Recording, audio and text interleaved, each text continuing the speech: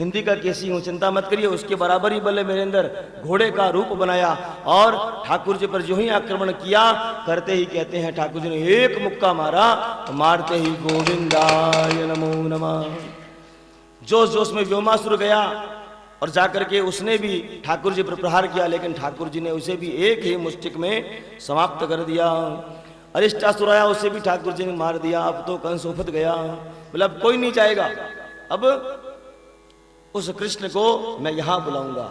और अक्रूर जी को संदेशा भेजा। अक्रूर जी आए, बड़े ही प्रेम से अक्रूर जी का स्वागत किया, जलपान आदि करवाया, हाथ मिलाया। अक्रूर जी ने मन में विचार किया, ये उल्टी गंगा कैसे बह रही है, ये दुष्ट इतना प्रेम से क्यों बात कर रहा है। ये दुष्ट आत्मा लोग जब प्रेम से बात करें ना, समझ जाना कुछ ना कुछ लफड़ा है। सूरजर मुनि सबकी यह रीति, स्वार्थ लाग करे सब प्रीति। इस संसार में 5 मिनट तक कोई अगर आपकी प्रशंसा कर रहा है, तब तो समझ लो वो प्रशंसा है।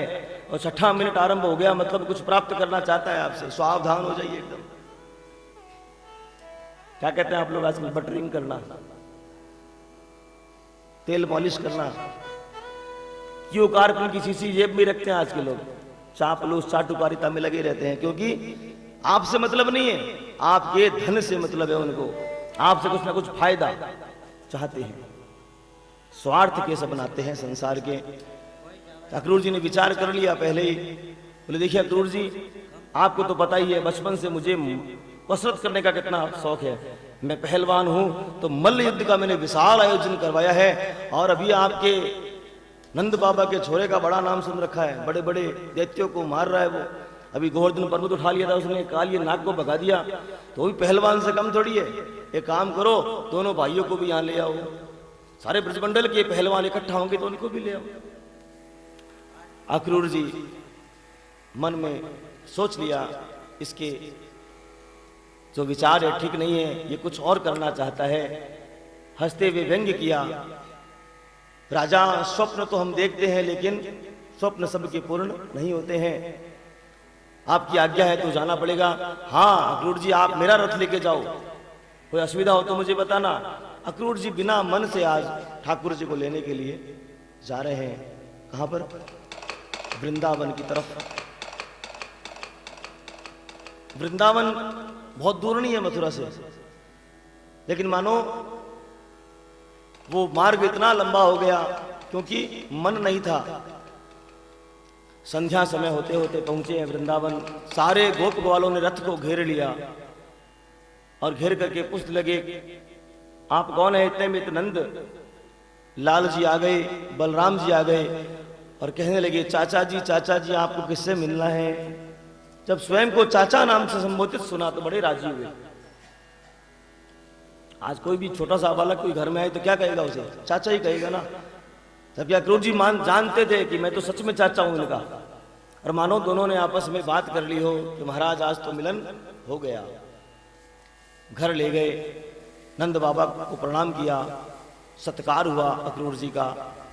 अब हिम्मत नहीं है कैसे कहें कि मैं आपके पुत्र को लेने आया हूं। एकांत पाकर के नंद बाबा को कहा, नंद बाबा उस कंस ने आपके राम बलराम को बुलाया है। जैसे ही सुना, सुनते ही मानो हृदय गति रुक गई।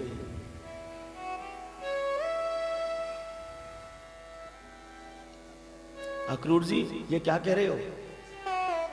मुझे तो कह दिया, मैया को मत ना कहना, इसी समय प्राण त्याग देगी। कहना तो पड़ेगा नंद बाबा, राजा का आदेश है, नहीं माना तो भी गड़बड़। यूं कह के अक्रूर जी भी रोने लगे। बात बाहर फैली, गोप ग्वालों को, गोप ग्वालों ने गोपियों को कह दिया। सारी गोपियां विस्मित सी देखने लगी, ऐसा कैसे हो सकता है? हमारा लाला हमसे दूर कैसे जा सकता है? नहीं जाने देंगे उसे। इतने में तो मैया यशोदा को जैसे ही नंद बाबा ने बताया, मैया ना तो रो रही है ना हंस रही है। क्या कहते हो आप? ऐसा हो सकता है क्या कभी?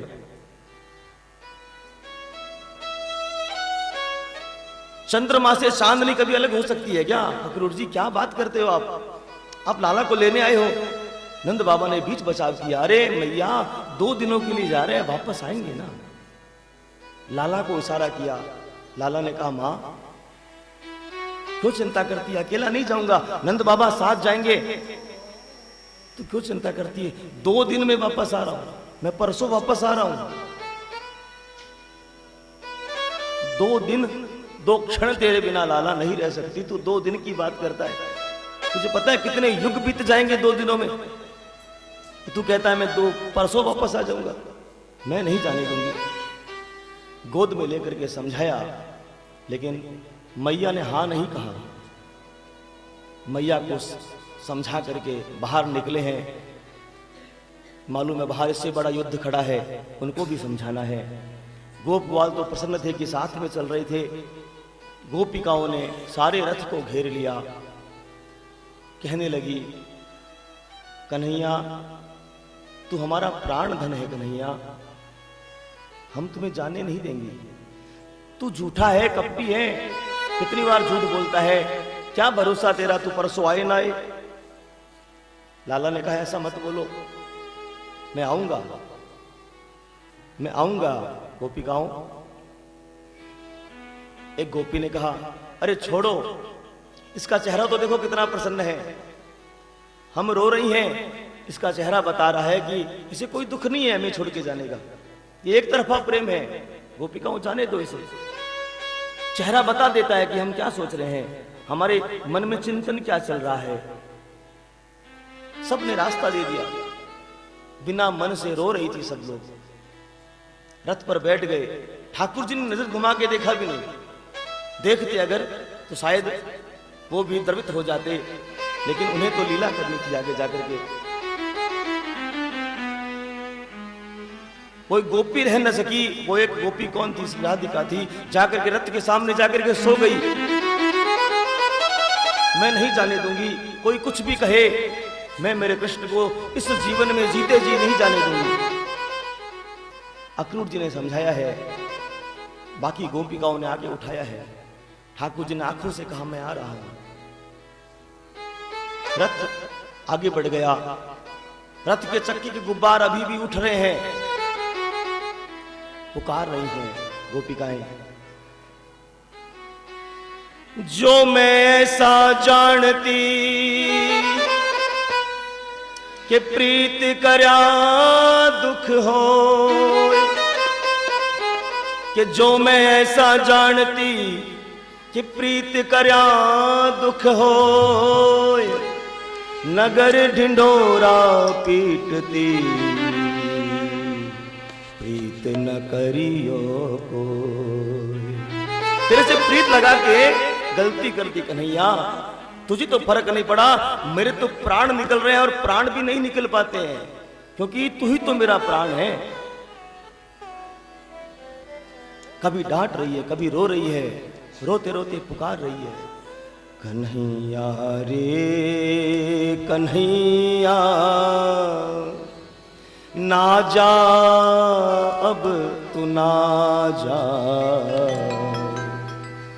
कन्हैया रे कन्हैया, आजा अब आजा। हो मेरा दिल ये पुकारे आजा, हो मेरा जीवन बनाने आजा, हो मुझे गले लगाने आजा, हो मुझसे मिलने मिलाने आजा, आजा रे सावरिया आजा, कान्हा रे कान्हा आजा प्यारा, कान्हा रे कान्हा आजा प्यारा, आजा अब तो आजा, आजा अब तो आजा, आजा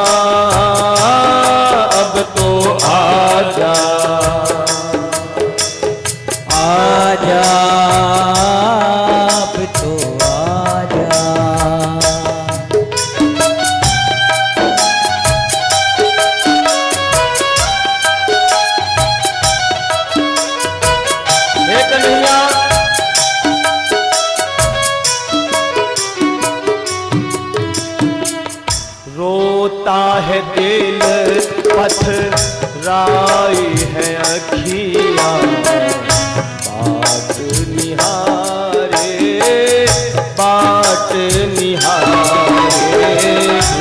रोता है दिल तराई है अखिया बाट निहारे, बाट निहारे।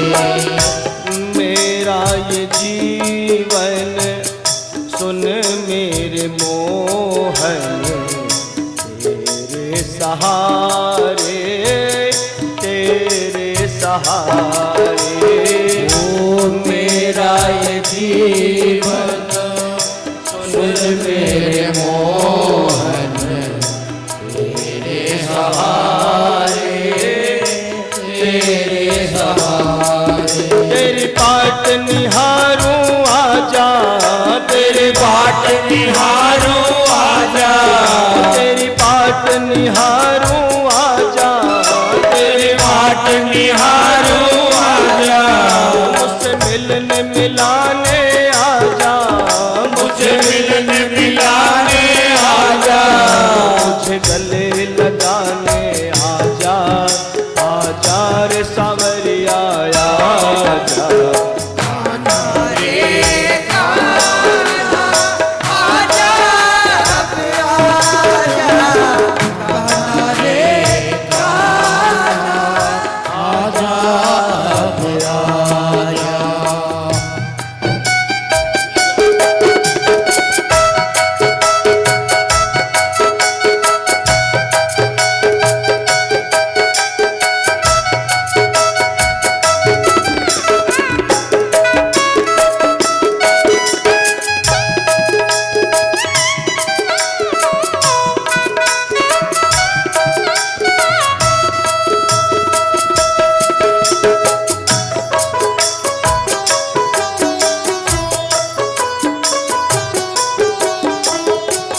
हे कन्हैया एक बार आजा, तेरी बाट निहारते निहारते आंखें पथरा गई है, पानी सूख गया आंखों का, अब तो आंसू भी नहीं आते। एक बार तू गया, प्राण निकलते निकलते रहे, फिर जा रहा है, आस भी नहीं है कि तू आएगा। कैसे करके संभाला था हमने अपने आप को, एक बार बदांत हो गई थी हमने क्षमा मांगी ना तुझसे, अब कौन सी भूल हो गई कहना, फिर जा रहा है। संभली हूं मैं गिर गिर के कन्हैया, अब ना गिराना, अब ना गिराना। संभली हूँ मैं गिर गिर के कन्हैया, अब ना गिराना और ना गिराना। हे कान्हा, इस संसार में एक तू ही तो है जो प्रेम की भाषा को समझता है, कोई नहीं समझता है। सारे संसारी स्वाद से भरे पड़े हैं, हमारा जो पवित्र प्रेम है तू ही तो समझ पाया था, कौन सी भूल हो गई। सारे जहां में प्रेम का मतलब किसी ने न जाना, किसी ने न जाना। सारे जहां में प्रेम का मतलब किसी ने न जाना, किसी ने न जाना। मतलब समझाने आजा, मतलब समझाने आजा, हो अब प्रेम बढ़ाने आजा, अब प्रेम बढ़ाने आजा, अब प्रेम बढ़ाने आजा, प्रेम बढ़ाने आजा। ओ मेरे बिगड़े बनाने आजा, मेरे बिगड़ी बनाने आजा, मुझे गले लगाने आजा, आजा रे सवरिया आजा।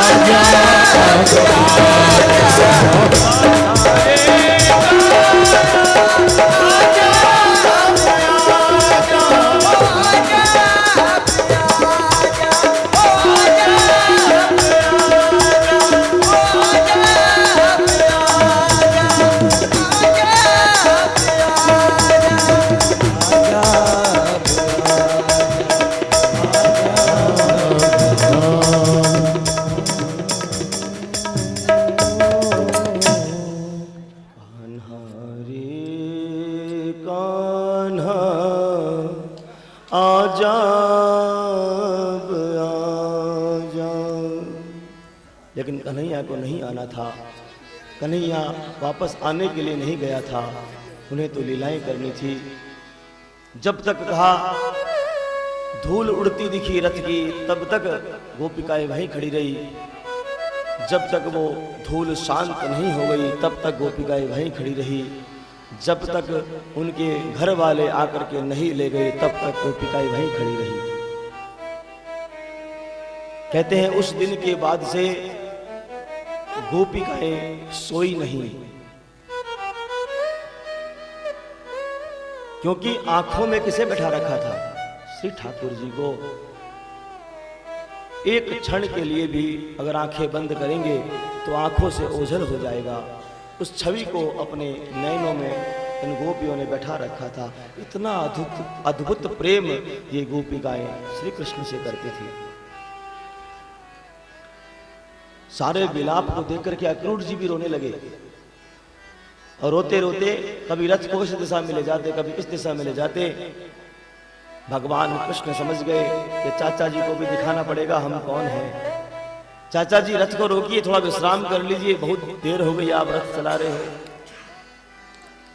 हाँ कृष्ण, मुझे भी ऐसा लग रहा है, सामने सरोवर है, स्नान कर लीजिए। चाचा जी ये ठीक कहा तूने। और जैसे ही स्नान करने की डुबकी लगाई, डुबकी लगाते ही अंदर में वैकुंठ के दर्शन हो गए। और वैकुंठ में कौन बैठा था? श्री ठाकुर जी उसी कन्हैया के रूप में बैठे थे।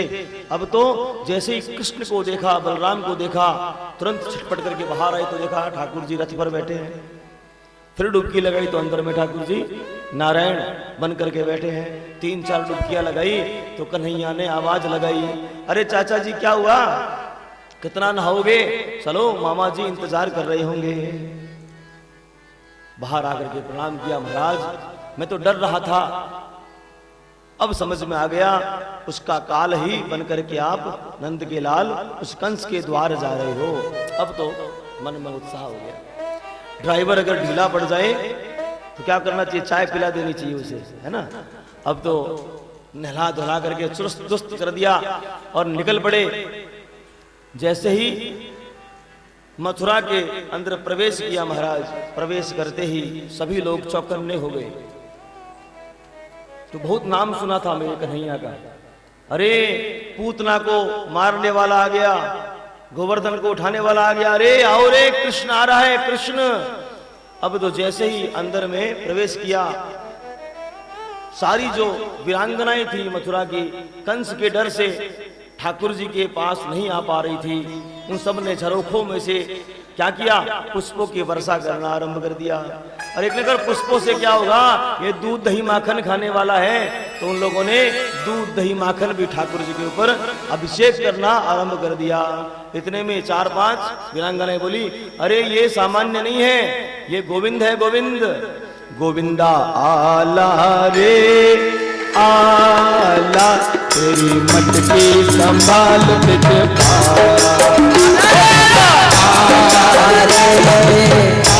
आला, तेरा मटकी संभाल गोविंदा आला रे आला, तेरा मटकी संभाल गोविंदा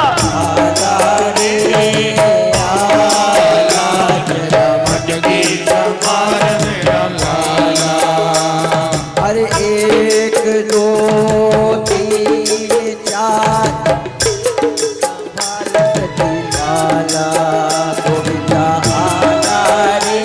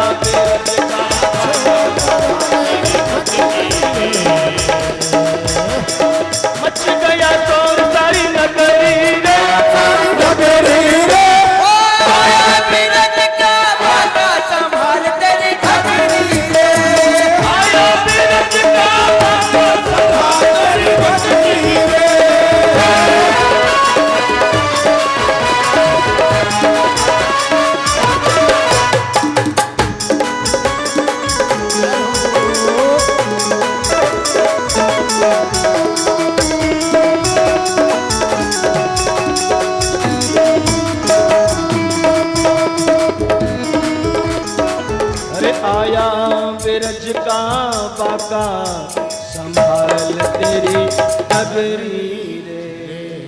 वीरांगनों का आया ब्रिज का बाला और उन्होंने कहा आपके मटके संभाल लीजिए, हम भी कम नहीं है। और मानो अद्भुत उत्सव हो गया। अरे कहना तेरी तो बड़ी खतरनाक प्रसिद्धि है, हम सोचते तो वृंदावन में केवल प्रसिद्ध है, मथुरा में तेरी तो बड़ी जय जयकार हो रही है।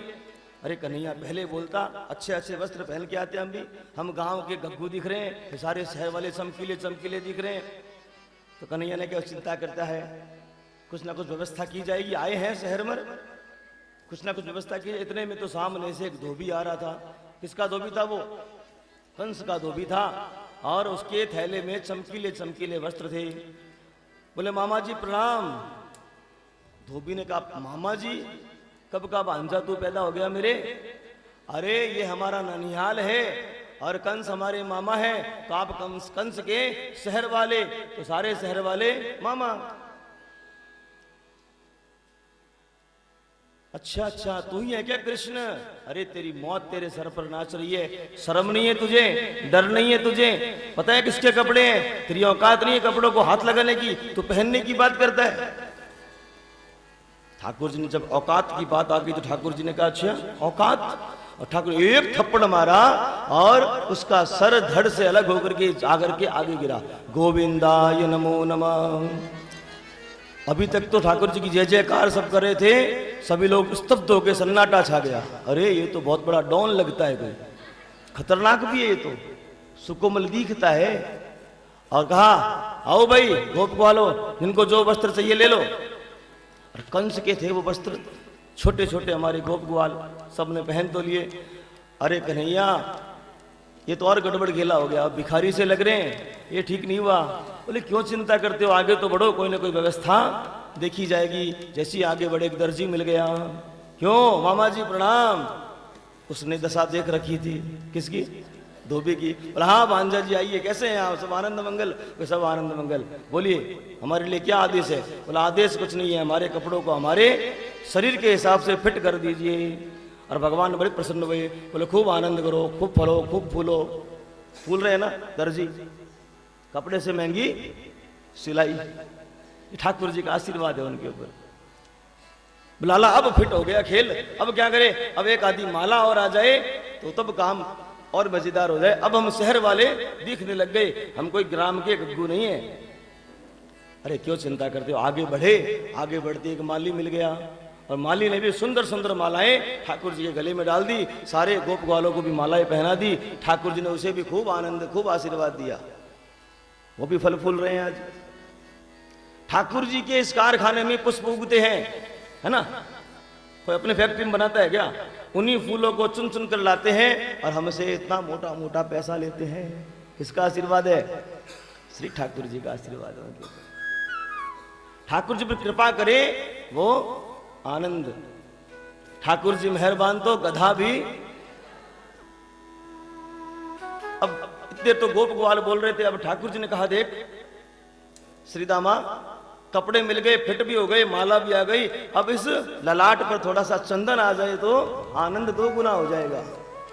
तो लाला क्यों चिंता करता है, आगे चल तो सही, व्यवस्था हो जाएगी।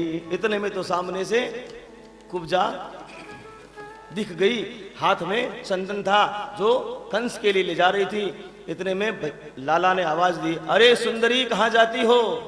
वो कुब्जा 3 जगह से टेढ़ी थी, ये बड़ी कोब निकली थी उसकी, कुरूप थी वो।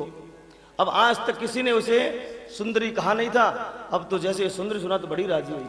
प्रशंसा मिश्री से मीठी होती है, भले मंत्र सा चेहरा हो लेकिन कह दे शाहरुख खान दिख रहा है तो वो क्या राजी हो जाए। वो जाकर के 2 बार कहा चोर देखिए, हाँ किसी ने कहा तो कुछ सोच के कहा होगा ना, मैं हूं ऐसा, राजी होता है। प्रशंसा मिश्री से मीठी होती है। अब तो बड़ी राजी हुई, बोले क्या चाहते हो? वो तेरे हाथ में चंदन है वो चाहता हूं मैं। अरे ये तो कंस का है, अरे थोड़ा तो लगा। और सभी ने उस चंदन को अपने मस्तक पर लगा लिया, बड़ी राजी राजी वो प्रसन्न हो गई। अब गोपों ने कहा अरे कन्हैया तू बड़ा कंजूस है, पहले माखन चुराता था, कभी किसी को दिया नहीं तूने, हाँ अभी वस्त्र चुरा लिए। अरे बेचारी गरीब दिखती है, वो सब तो धनाढ्य थे, कुछ दे बेचारी को, इसको, इसका चंदन तूने लिया है, हमें भी दे दिया, दे दूं क्या? अब ठाकुर जी ने उसके पैर पर पैर रखा और एक हाथ से उसके कमर में हाथ डाला, और जैसे ही हाथ डाला बलराम जी ने कहा, अरे कन्हैया क्या करता है, ये क्या कर रहा है सरेआम बाजार में, ये वृंदावन थोड़ी है, यहां मार पड़ेगी।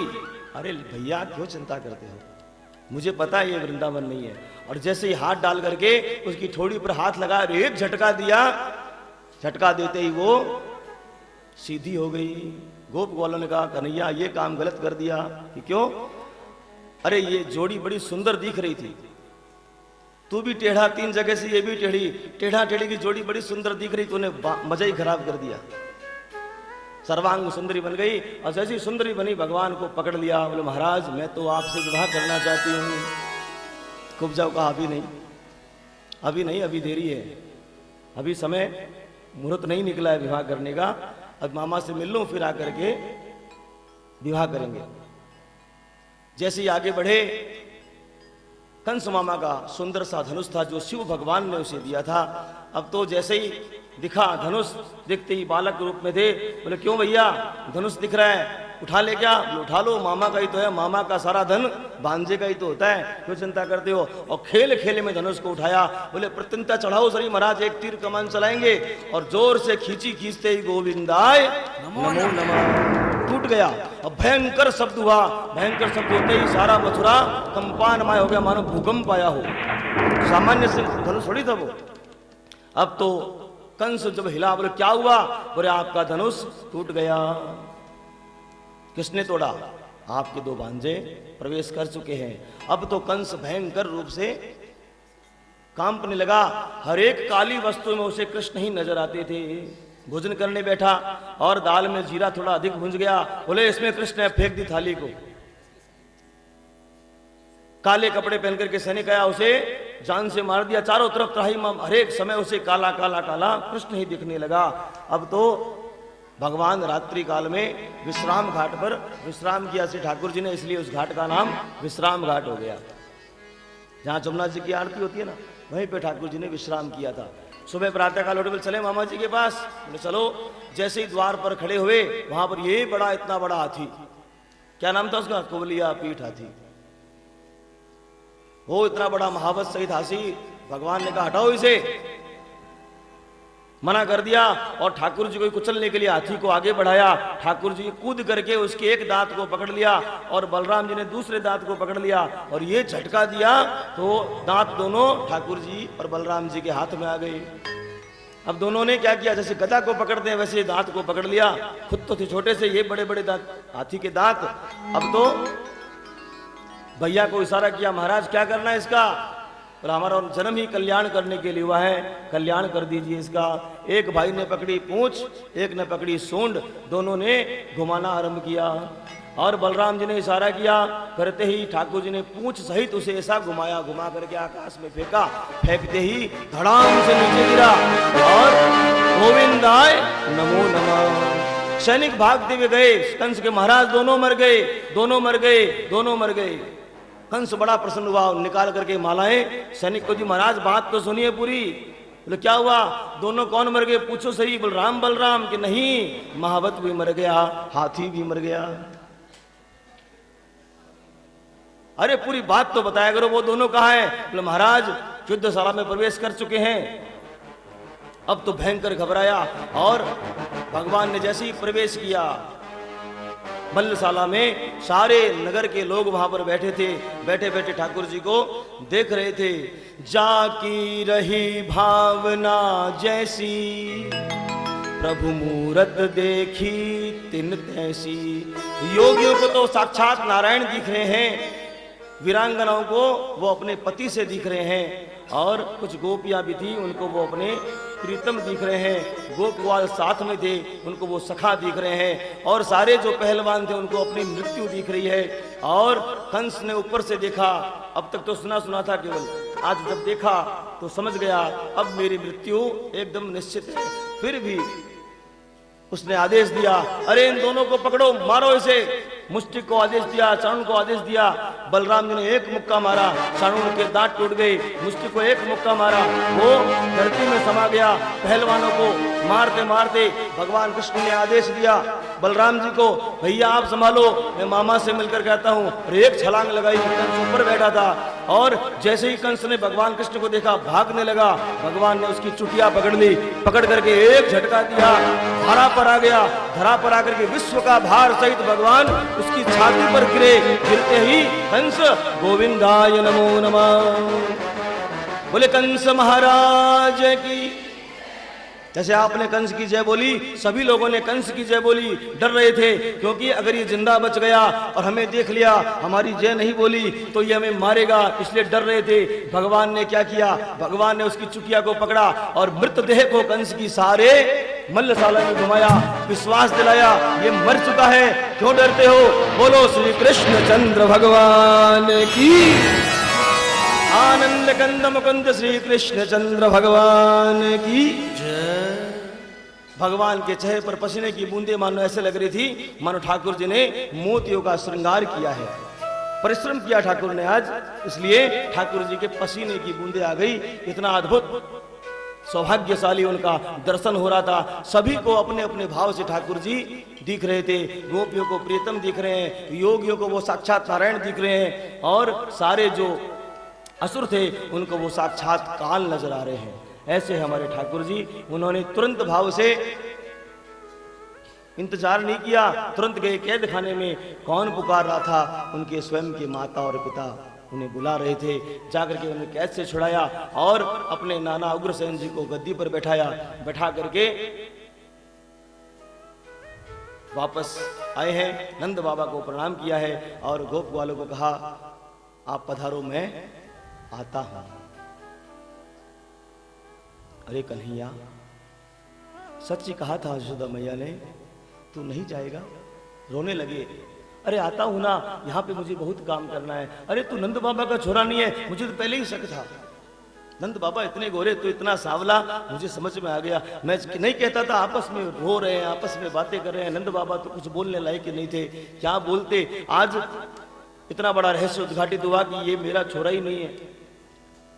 गले लगे हैं। कन्हैया कोई बात नहीं, तू नहीं चलेगा, बस मुझे डर तेरी माँ का है, कैसे बताऊंगा। कन्हैया तूने झूठ क्यों बोला कन्हैया, तुझे नहीं जाना था बरसों, क्यों कह के आया तो अपनी माँ को कि मैं आ रहा हूं परसों। भगवान ने नजरें फेर ली कि बात करने की हालत में नहीं थे ठाकुर जी। हे प्रभु, अब मैं कैसे बताऊंगा मेरी उस नंद महर को कि तेरा मैं खाली हाथ आ गया, मेरे भरोसे उसने तुझे भेज दिया, अब मैं किस मुख से जाऊंगा। ठाकुर जी ने सबको प्रणाम किया, सभी को विदा किया रथ पर और राज्य चलाने लगे। कंस की दो पत्नियां थी, क्या नाम था, अस्ति और प्राप्ति। यहां पर 10वें स्कंद का 49वां अध्याय विश्राम होता है और 50वां अध्याय प्रारंभ होता है। जरासंध की दोनों पुत्रियां थी, अस्ति प्राप्ति, दोनों आकर के विलाप करने लगती हैं और ठाकुर को मानो कह रही है कि अब किसके भरोसे जिएंगी। ये कंस कौन था, ये कंस भी ये जीव ही कंस है। 50 वर्ष की उम्र तक इसे हमेशा लगा रहता है अस्ति प्राप्ति जो है वो मेरे पास ही रहे और मैं प्राप्त करता रहूं। ऐसा करते करते वो मृत्यु को प्राप्त हो जाता है। वही दशा आज कंस की हुई। हे सुखदेव मुनि, ठाकुर जी की इतनी अद्भुत लीला कि बाद में आगे की कथा ठाकुर जी ने यदुवंश में अपने गुरु सांदीपनि के आश्रम में जाकर के शिक्षा ग्रहण की, यज्ञोपवीत संस्कार हुआ उनका और ठाकुर जी ने 64 दिनों में 64 कलाएं सीख ली। कितनी? 64 दिनों में 64 प्रकार की शिक्षा प्राप्त की और ठाकुर जी ने सब प्रकार की कला सीख करके तो प्रणाम किया, आज्ञा ली गुरुदेव से। तो गुरुदेव ने पूछा, बोलिए महाराज क्या दक्षिणा दें आपको। तो गुरुदेव ने महाराज जैसे बोलना चाहा, गुरु माता ने हाथ रोक लिया और एकांत में जाकर कहा, महाराज ये कोई सामान्य नहीं है तो इनसे दक्षिणा मांग रहे हो आप, इनसे तो वो मांगो जो कोई नहीं दे सकता। बोले तू बता क्या मांगना चाहिए, हमारे पुत्र होते ही मर जाते हैं, हमारे पुत्रों को मांग लीजिए। ये अखिल ब्रह्मांड नायक ठाकुर जी हैं। अब गुरु दक्षिणा देने के लिए भगवान यमराज के द्वार पहुंच गए, गुरुपुत्रों को आकर के अपनी दक्षिणा दी और गुरुदेव के आशीर्वाद को लेकर के वापस आ गए। भगवान ने भी शिक्षा ग्रहण की, इन कथाओं से हमें सीखना है। ठाकुर जी को क्या दरकार थी कथा सीखने के लिए? लीलार्थ, हम सबको ज्ञान देने के लिए ठाकुर जी ने लीलाएं की। हे सुखदेव मुनि, मैंने सुना है ठाकुर जी ने अनेक लीलाएं की और समुद्र के मध्य में द्वारकापुरी भी स्थापित की। उसके पश्चात भगवान का परिवार बहुत आगे बढ़ा और उस कथाओं को सुनने के लिए हमें थोड़ा सा विश्राम करना पड़ेगा। और विश्राम करने के तुरंत बाद आएंगे ठाकुर जी का सुंदर मंगल विवाह जो है वो हम उसका आनंद लेंगे। और ठाकुर जी ने 1 2 3 4 नहीं, ठाकुर जी ने 16,108 विवाह किए थे। और जिस प्रकार महाराष्ट्र में भ्रांतियां होती हैं, उसी प्रकार रुक्मणी मंगल में भी कुछ लोगों को भगवान ने रुक्मणी का हरण क्यों किया, गौर से सुनना। कहीं पर भी अगर मैं कहूं आपको कि ठाकुर जी ने हरण किया तो मुझे पकड़ लेना। ठाकुर जी का हरण हुआ, किया नहीं। ठाकुर जी ने किसी का, ठाकुर जी को हर लेते हैं भगत लोग, इसलिए ठाकुर जी बेचारे बदनाम हो जाते हैं इन भक्तों के लिए। और एक भी मुहूर्त में भगवान का विवाह नहीं हुआ कि पंडित जी आए हों, बाकायदा मुहूर्त निकला हो और भगवान का विवाह हुआ हो। एक भी विवाह ठाकुर जी का मुहूर्त निकाल करके नहीं हुआ, क्योंकि ठाकुर जी स्वयं एक मुहूर्त है। तो सारे नगर के मथुरावासी आज ठाकुर जी की जय जयकार कर रहे हैं, हम भी करें। हरे गोविंद बोलो, हरि गोपाल बोलो, गोविंद बोलो, हरि गोपाल बोलो, गोविंद बोलो, गोपाल बोलो, गोविंद बोलो, गोपाल बोलो, गोविंद बोलो बोलो, गोपाल बोलो, गोविंद बोलो, गोपाल बोलो, राधा रमण हरि गोविंद बोलो, राधा रमण हरि गोविंद बोलो, गोविंद बोलो, हरि गोपाल बोलो, गोविंद बोलो, हरि गोपाल बोलो, राधा रमण हरि गोविंद बोलो, राधा रमण हरि गोविंद बोलो, राधा रमण हरि गोविंद बोलो, राधा रमण हरि गोविंद बोलो, गोविंद बोलो, गोपाल बोलो, गोविंद बोलो, गोपाल बोलो, गोविंद बोलो बोलो, गोपाल बोलो, गोविंद बोलो, गोपाल बोलो, राधा रमण हरि गोविंद बोलो, राधा रमण हरि गोविंद बोलो, राधा रमण हरि गोविंद बोलो, राधा रमण हरि गोविंद बोलो, राधा रमण हरि गोविंद बोलो। बोले कंस मर्दन भगवान की जय, कृष्ण चंद्र भगवान की जय, हरि भगवान की जय। जय जय श्री राधे, जय जय श्री राधे, जय जय श्री राधे। जितना समय चाय पीने में लगता है उतना ही समय हम लगाएंगे। पश्चात ठाकुर जी के रुक्मणी मंगल का मंगल गान श्रवण करेंगे। पश्चात आज भी कुछ विशेष कार्यक्रम हैं, उन सबका भी आनंद लेंगे। हरिओम।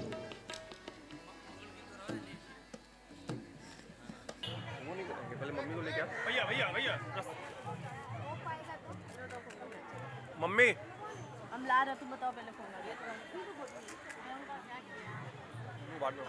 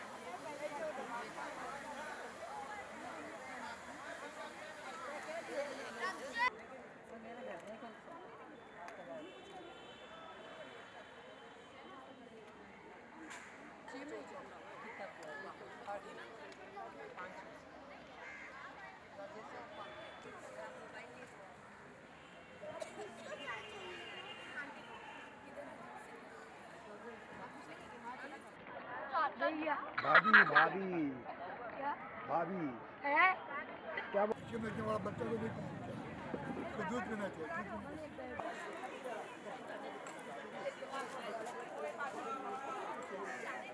इनका सारा चावल बनाना को वे सब फिरकाबाजी दाल चावल सब्जी सब कुछ स्टीम से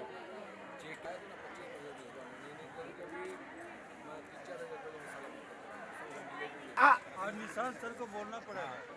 हमने खींच लिया, आपने देखा ही नहीं।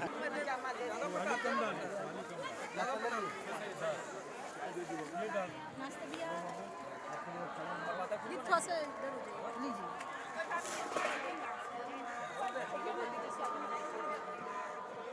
क्या दे देगा चलिए हो गया कमर टूट गया ये मुझे भी डबल में आया होगा अच्छा